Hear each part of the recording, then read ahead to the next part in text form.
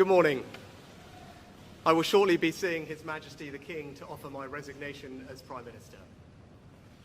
To the country, I would like to say first and foremost, I am sorry. I have given this job my all, but you have sent a clear signal that the government of the United Kingdom must change, and yours is the only judgment that matters. I have heard your anger, your disappointment, and I take responsibility for this loss. To all the Conservative candidates and campaigners who worked tirelessly but without success, I am sorry that we could not deliver what your efforts deserved. It pains me to think how many good colleagues who contributed so much to their communities and our country will now no longer sit in the House of Commons.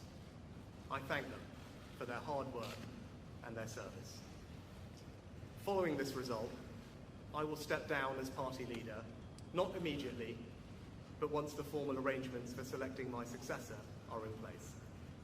It is important that after 14 years in government, the Conservative Party rebuilds, but also that it takes up its crucial role in opposition professionally and effectively. When I first stood here as your Prime Minister, I told you the most important task I had was to return stability to our economy. Inflation is back to target, mortgage rates are falling, and growth has returned.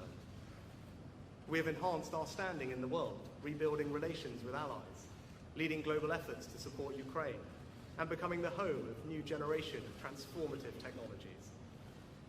And our United Kingdom is stronger too, with the Windsor Framework, devolution restored in Northern Ireland, and our union strengthened.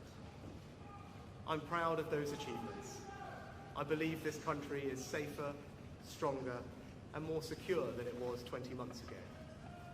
And it is more prosperous, fairer, and resilient than it was in 2010. Whilst he has been my political opponent, Sir Keir Starmer will shortly become our Prime Minister. In this job, his successes will be all our successes, and I wish him and his family well. Whatever our disagreements in this campaign, he is a decent, public-spirited man who I respect. He and his family deserve the very best of our understanding as they make the huge transition to their new lives behind this door, and as he grapples with this most demanding of jobs in an increasingly unstable world. I'd like to thank my colleagues, my cabinet, the civil service, especially here in Downing Street, the team at Chequers, my staff, CCHQ, but most of all, I'd like to express my gratitude to my wife Akshata and our beautiful daughters. I can never thank them enough for the sacrifices they have made so that I might serve our country. One of the most remarkable things about Britain is just how unremarkable it is that 2 generations after my grandparents came here with little, I could become Prime Minister, and that I could watch my 2 young daughters light Diwali candles on the steps in Downing Street. We must hold true to that idea of who we are, that vision of kindness, decency, and tolerance that has always been the British way. This is a difficult day, at the end of a number of difficult days, but I leave this job honoured to have been your Prime Minister.